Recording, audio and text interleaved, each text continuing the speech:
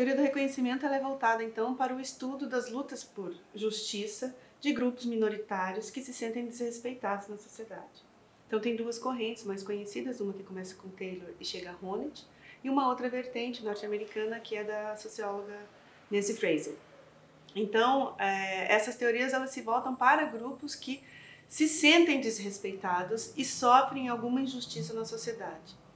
Então, os grupos neonazistas ou fascistas, eles não se encaixam na perspectiva, eles não são um objeto de estudo da teoria do reconhecimento, porque o reconhecimento, como uma teoria da justiça, visa a inclusão social, né? Então, o que esses grupos fazem é justamente defender a eliminação de grupos com os quais eles não coadunam. Então, a defesa, por exemplo, de eliminação de homossexuais, de comunistas, né, ou de etnias específicas, como foi o caso dos judeus numa determinada época. Então, quer dizer, quando um grupo defende a não existência de outro grupo, ele não está lutando por justiça, né, ele está sendo intolerante. Então, a teoria do reconhecimento ela não se volta para o estudo desses casos.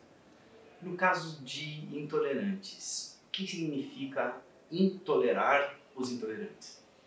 Então, essa é uma frase atribuída, não atribuída, de fato realmente falou, do filósofo Karl Popper. Karl Popper disse assim, é preciso não tolerar os intolerantes, ele chamou isso de paradoxo da intolerância, porque é o princípio da autopreservação da sociedade, quer dizer, quando um grupo intolerante defende certas pautas, né, de exclusão de certos grupos sociais, a própria integridade da sociedade está ameaçada. Então ele vai dizer o seguinte, na medida que se a gente tolera os intolerantes, em algum momento esses intolerantes irão destruir os tolerantes. E não, os tolerantes não terão mais lugar, eles serão excluídos e eliminados da sociedade. E daí então que um outro filósofo, John Rawls, ele diz o seguinte, então o princípio da integridade social, né, o princípio da autopreservação da sociedade, ele predomina então sobre o princípio da tolerância.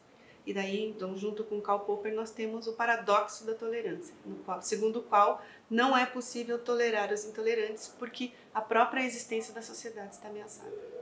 A gente fala de ideologia, né? Então é a ideologia desses caras aqui, daqueles caras lá. Dentro da universidade, você chegou a lidar com alunos tendenciosos para o fascismo, nazismo? Como é que foi essa experiência? Infelizmente, esses alunos estão chegando à universidade por conta de um certo avanço do conservadorismo reacionário, não somente na sociedade brasileira, como no mundo todo. Em geral, qualquer coisa que contrarie a visão de mundo dessas pessoas vai ser taxado de alguma coisa que, segundo eles, precisa ser eliminada. Então, por exemplo, eu vivi uma situação, uma delas, na sala de aula, em que nós estávamos discutindo um filme, o filme A Onda, né, o filme alemão A Onda, em que ele retrata um experimento de um professor com uma turma, né, para verificar ou estudar a autocracia. E o experimento vai indo e no final há uma descoberta de que esses comportamentos ou essas atitudes intolerantes elas são muito fáceis de alimentar e elas se dispersam entre aquela, aconteceu daquela turma ter um problema nesse sentido de identificação de um líder, de alunos que tinham algum problema pessoal, de carência, não sei o que, se sentir valorizado, se sentir importante, né? Então, aquele filme é muito atual e eu acho que as pessoas deviam assistir. O filme se chama Die Welle ou A Onda. Enfim, nesse dia eu pedi um trabalho, uma reflexão sobre esse filme e um aluno me questionou sobre se ele seria bem avaliado porque eu tinha ideias esquerdistas.